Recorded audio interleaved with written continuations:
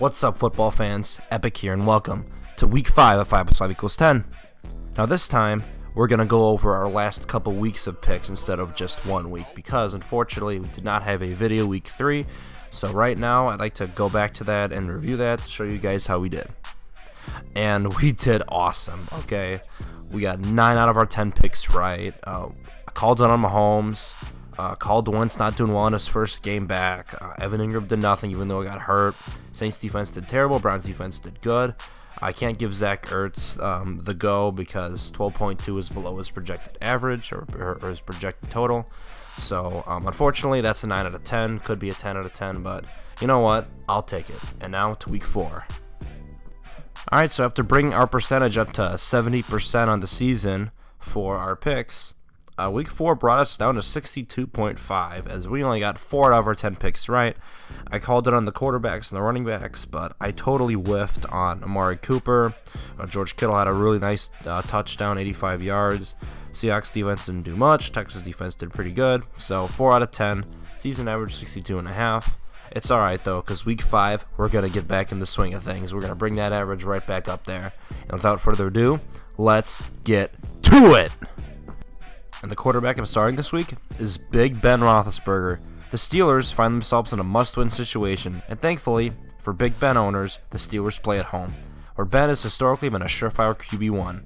And quarterback I'm sitting, Russell Wilson. It's safe to say Russell will not be the number 1 overall quarterback he was last year. The Rams' defensive line will put pressure on him all game long, which will limit his upside in Week 5. Sit him if you can.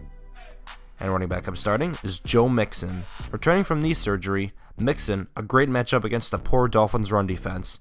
I expect the Bengals to win, and Mixon to get a ton of work in his return, which makes him a great start in Week 5. And running back I'm sitting is Dalvin Cook. Cook just doesn't have it so far, but the Eagles defense absolutely does. Cook has huge bust potential this week, considering he still has a bad hamstring and might not even play. Cook should be benched in all formats. And wide receiver I'm starting is Davante Adams. Not being biased here, if Adams plays, it is a fantastic matchup for him. Aaron Rodgers will have to throw the ball to Adams plenty this game, considering the Lions can keep up with the Packers scoring all game long, and Randall Cobb is inactive. Don't worry about the Slay matchup, try out Davante for big Week 5 upside. And a wide receiver I'm not starting, Tyreek Hill. Listen, I love Tyreek Hill season long, but Jacksonville is tough on number 1 wideouts. Hill won't have anything easy this game.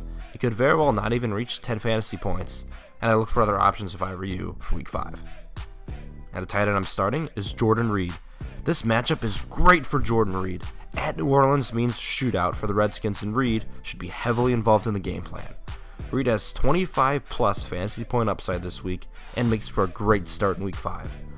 And a tight end I'm sitting is David Njoku.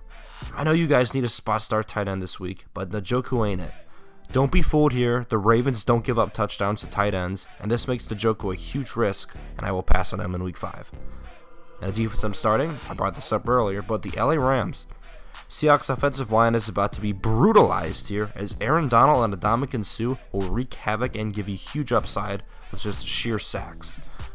And the defense I'm sitting is the Cincinnati Bengals. Look, I do think the Bengals will win, but the Dolphins will score points.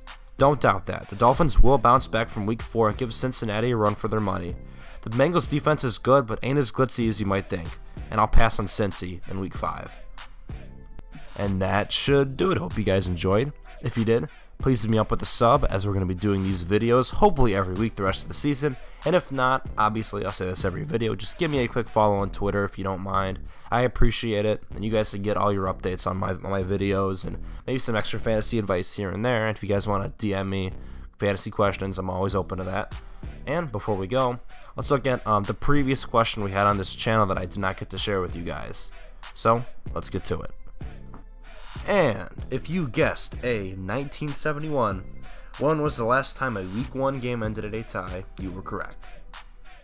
Alright, now I actually had a question for you guys for Week 3, but since there was no video, I'm just going to do that now. We'll give you guys the answer on the spot. Here it goes. Who owns the record for most field goals made of 50 yards or more? A. Adam Vinatieri, B. Morton Anderson, C. Sebastian Janikowski, or D. Matt Bryant. Take a quick second.